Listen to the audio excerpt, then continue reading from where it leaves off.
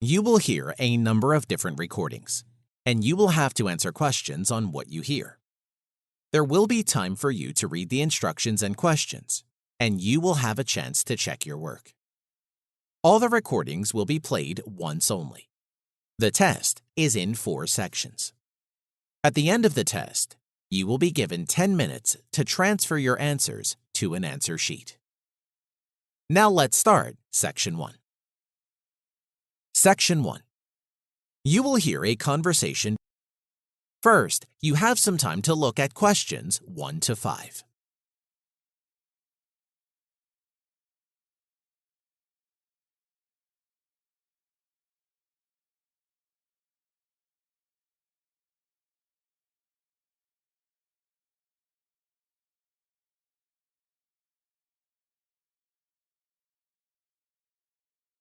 Okay.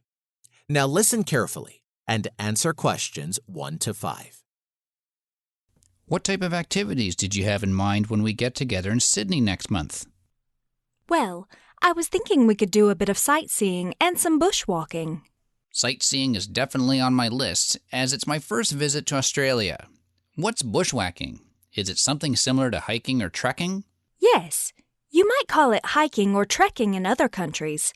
The equivalent of this is called bushwalking here in Australia, and it's a rather popular fitness activity amongst Australians, which can be fun too as you get to see lots of different local wildlife, as well as native plants. Bushwalking involves walking in national parks or sometimes rugged areas such as the outback. So where would we bushwalk? In Sydney? Isn't Sydney a city? There are several bushwalking locations around Sydney. We could take a day trip out of the city area of Sydney City and travel to places such as the Blue Mountains where we could bushwalk for the day. That sounds fabulous. I was also considering something more exhilarating, such as skydiving. What do you think of that idea? That sounds fantastic. I've always wanted to skydive with another friend. This is tandem skydiving we are talking about, aren't we? Oh yes, our harness attaches to you to a tandem instructor.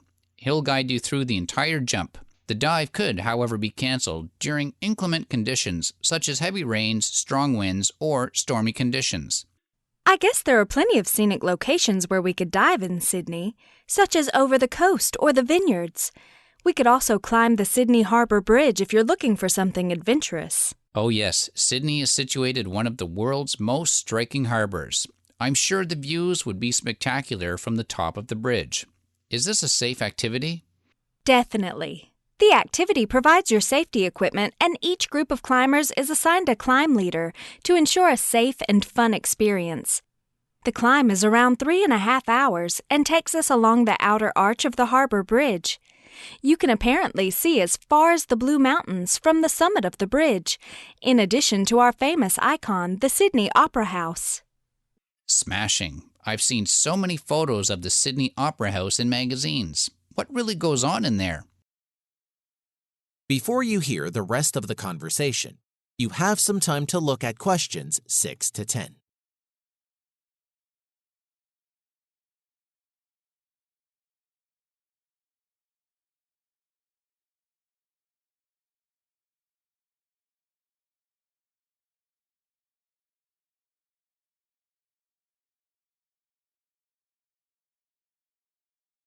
Okay.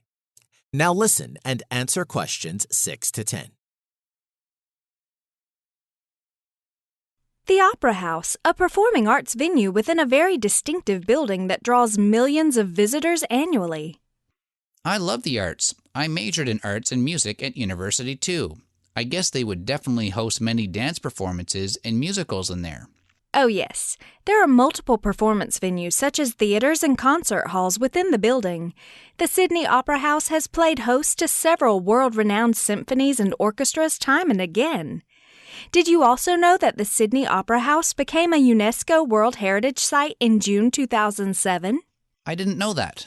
Another thing we must do is to try an Aboriginal heritage tour, as it would enable us to understand the history of Australia and our natives, the Aboriginal Australians. Will it be good? Oh, yes.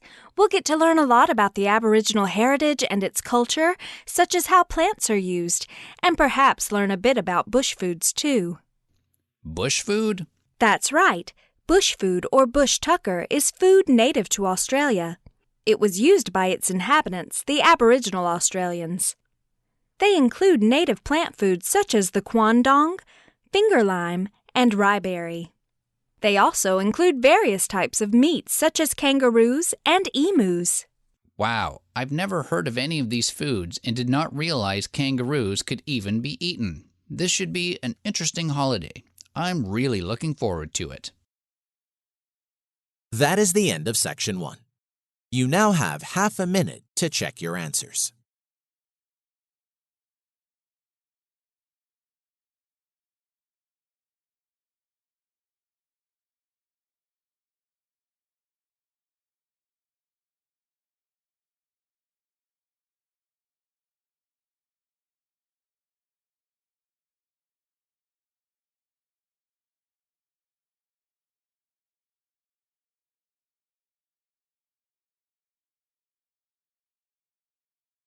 Okay, now turn to Section 2.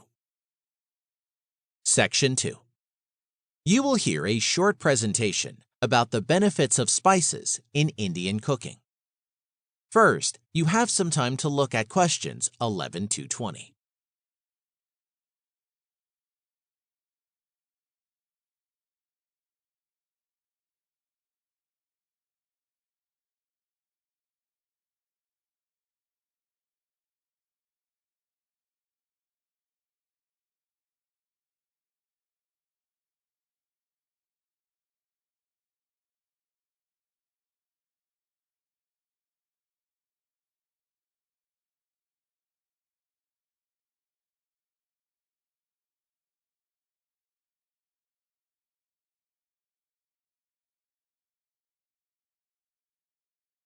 Okay, now listen carefully and answer questions 11 to 20. Today, I will be talking about the different spices that can be used in Indian cooking and its associated benefits. One of the things known about traditional Indian cooking rests in the array of spices used. Some of the main spices used in Indian cooking are cardamom, cumin, cinnamon, cloves, mustard seeds, coriander, and nutmeg. Indian cuisine, it's colorful, flavorful, and the spices are not only tasty, they come with a plethora of health benefits. These spices can be used in either sweet or savory dishes, and they will leave your taste buds asking for more. In this presentation, I will talk about some of the more common spices used in Indian cooking and discuss their benefits. In India, cardamom is traditionally used as one of the ingredients in Ayurveda, the ancient Indian health practice, relying on science and medicine. There are two kinds of cardamoms that can be used in Indian cooking. There is the green cardamom and the black cardamom. The green cardamom can be ground and blended into spice mixes, but it is commonly used to make sweets and desserts due to its pleasant fragrance. Green cardamoms are sometimes added to the spice mix that is used to make masala tea. The word masala simply means spice. It originates from a Hindi or Urdu word. Cardamom has several health benefits and can be used to counteract digestive issues, such as bloating. It is also sometimes used to counteract nausea. In order to get the full benefits of this spice, the outer shell needs to be broken to expose the tiny pods inside. It can be used to counteract a number of digestive problems, including bloating, gas, heartburn, and loss of appetite. It can even treat bad breath and is commonly used as an after-meal breath freshener. In preliminary studies, it has been shown to have cancer-fighting effects against non-melanoma skin cancer. However, more research is needed before cardamom can be recommended for cancer prevention. Cinnamon is another commonly used spice in Indian cooking. Sometimes the cassia bark that is similar to cinnamon is used as it is cheaper to produce.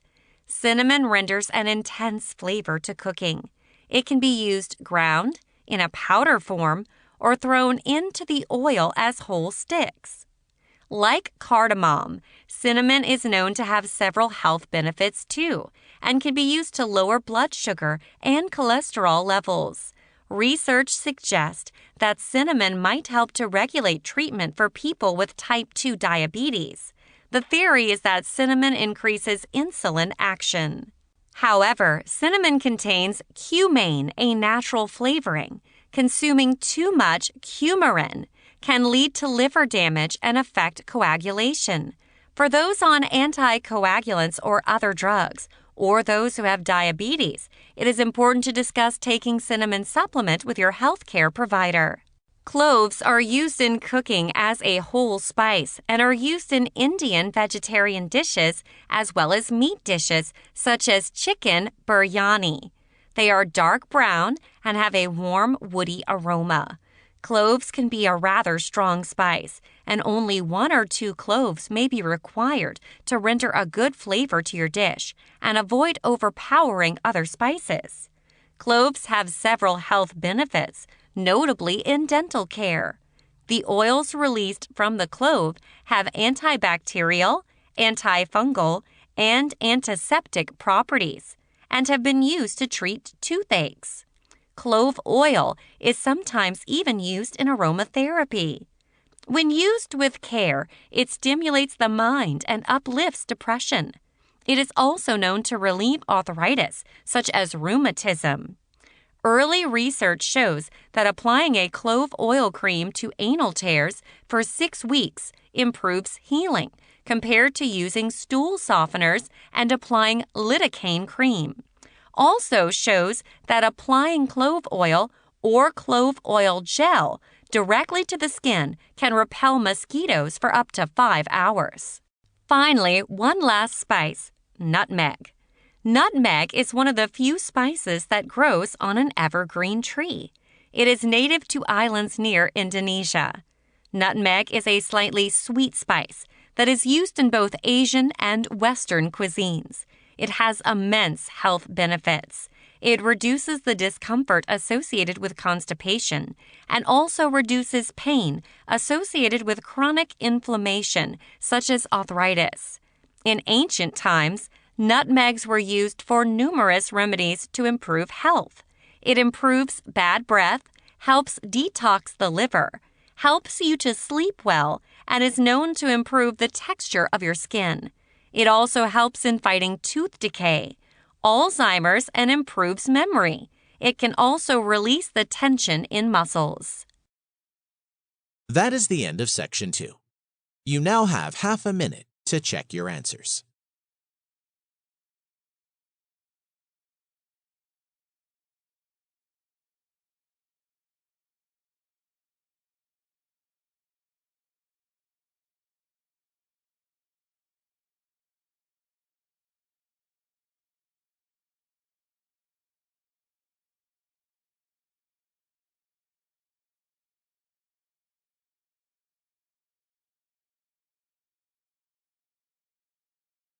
Okay, now turn to Section 3.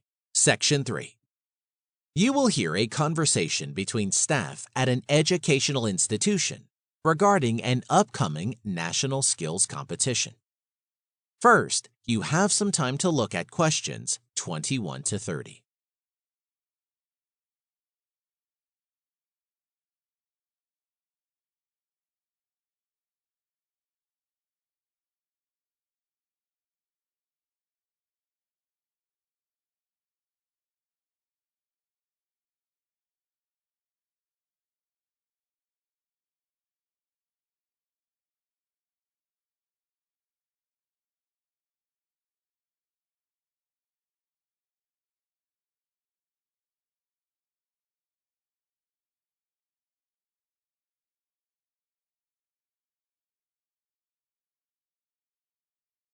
Okay, now listen carefully and answer questions 21 to 30.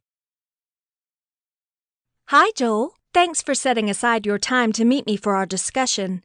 I wanted to run through our training plan for our student participants, who are also our competitors for the National Skills Competition that is due to occur in June next year. Thanks for inviting me, Sarah. I'm happy to discuss the plan with you. Okay, let's have a look at the type of training and the number of competitors taking part. As you already know, the competition is a skills-based one and lasts for 3 days. There are 20 skills altogether, and each skill can take up to 10 competitors. That should put our estimated total number of competitors at 200. I see. That's a huge number, but I believe it's manageable. There were around 180 competitors at the same competition that was held 2 years ago. Oh, I see. Well, I'll need you to draft a training schedule for us to discuss when we next meet, and let me know how many trainers you might be able to arrange at your end. If there is a need to arrange for additional assistance across campus, you'll need to let me know well ahead of time, preferably before the training commencement date. Sure, that shouldn't be a problem. I've noted down the numbers. At the previous round, we arranged for team-building activities and short motivational programs as part of the training leading up to the competition. The duration of training was 3 days in total. Yes, I heard about that. I think it's a good idea to keep the same activities going. We have 7 weekdays allotted for pre-competition training. Do you know how long training for the respective skills took and what it involved? At the last round of pre-competition training, we had a similar time frame allocated, of which 3 days constituted team-building and motivational activities. The rest of the time was dedicated to skills training, equipment familiarization, and getting familiar with the competition area. Did the competitors find it useful? Oh, definitely. It was very educational and informative for them, and it helped calm their nerves down a little before the actual competition. They also got to make many friends too, and this helped avoid an aggressive competitive culture. Well, if it worked, we should definitely do something similar for this round again. Do you envision further improvements? Yes. I think it would be good to increase the budget allocated for this training by 10%, seeing that we have a larger number of participants. I was planning on introducing technological instructional tools as training aids, and I hope to loan a few mobile devices that could be used during our training activities. If it will help towards your training, I'll certainly put in a word to get the additional budget approved. That's excellent. Thank you so much, Sarah. Glad to be of help. So when do you think you could get the first draft of the training schedule ready for me to see? I was hoping we could present it at our next competition committee meeting scheduled next month, which is 3 weeks away. Oh, that shouldn't be a problem at all. I'll get working on it right away and have a draft for you to vet by early next week. Thank you, Joel. You're welcome. I'll see you at our next discussion then. Bye. Bye. That is the end of Section 3. You now have half a minute to check your answers.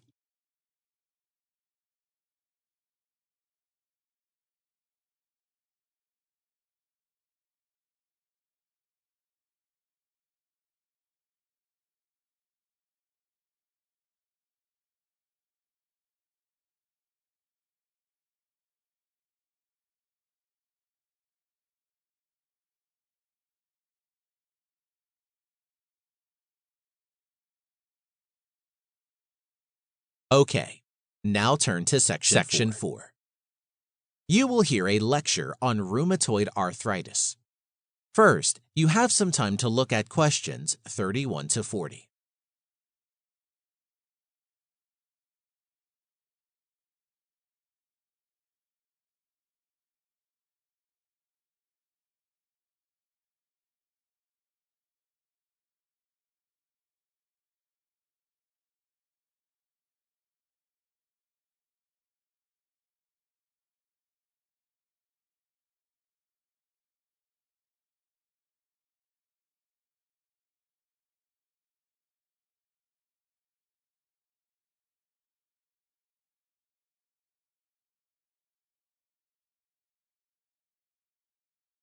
Okay, now listen carefully and answer questions 31 to 40.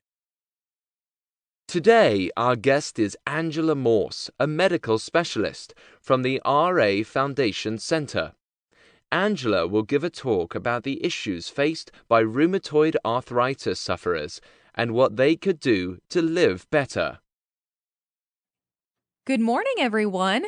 It's lovely to see how many of you have turned up to this talk on a Saturday morning.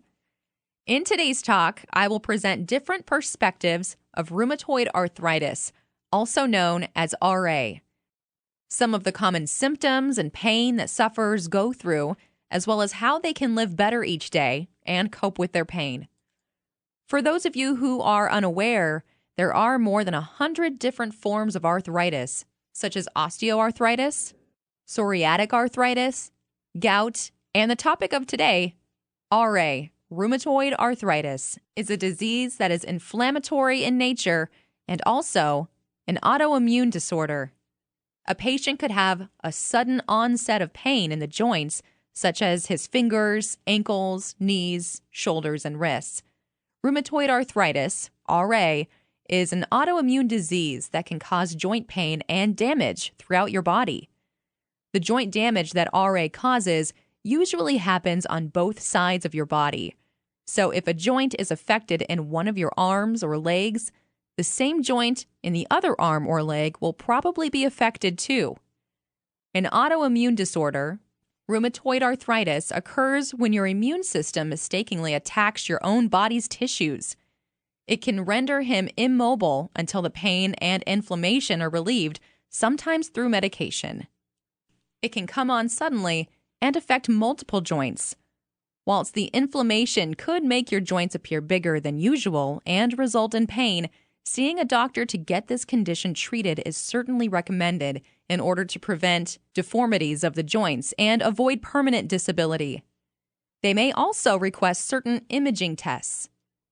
Tests such as ultrasonography, X-ray exams, and magnetic resonance imaging, MRI, not only show if damage from RA has been done to your joints, but also how severe the damage is. A complete evaluation and monitoring of other organ systems might be in order for some people with RA too. Despite medication, sometimes a patient's daily activities could present many challenges. Things like opening a jar or tap, bathing, making the first step out of bed, getting dressed, and even sleeping could be extremely challenging. Regular exercise and gentle mobility have been known to alleviate extreme pain and help sufferers get back on their feet and gain control of their lives. Simple fitness activities such as walking, resistance-based activities such as swimming, and even eating right have helped RA sufferers to cope and at times even overcome some of the extreme challenges faced in their lives.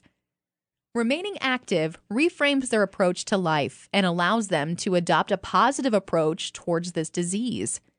There's no cure for RA, but there are treatments that can help you to manage it. Treatments for RA help to manage the pain and control the inflammatory response, which can in many cases result in remission. Decreasing the inflammation can also help to prevent further joint and organ damage. Treatments may include medications, alternative or home remedies, dietary changes, and specific types of exercise. RA is a chronic disease that doesn't currently have a cure. That said, most people with RA don't have constant symptoms. Instead, they have flare-ups, followed by relatively symptom-free periods called remissions. The course of the disease varies from person to person, and symptoms can range from mild to severe. Though symptoms may stop for extended periods, joint problems caused by RA will usually get worse over time. That's why early treatment is so important to help delay serious joint damage. If you're experiencing any symptoms or have concerns about RA, talk to your doctor. That is the end of Section 4. You now have half a minute to check your answers.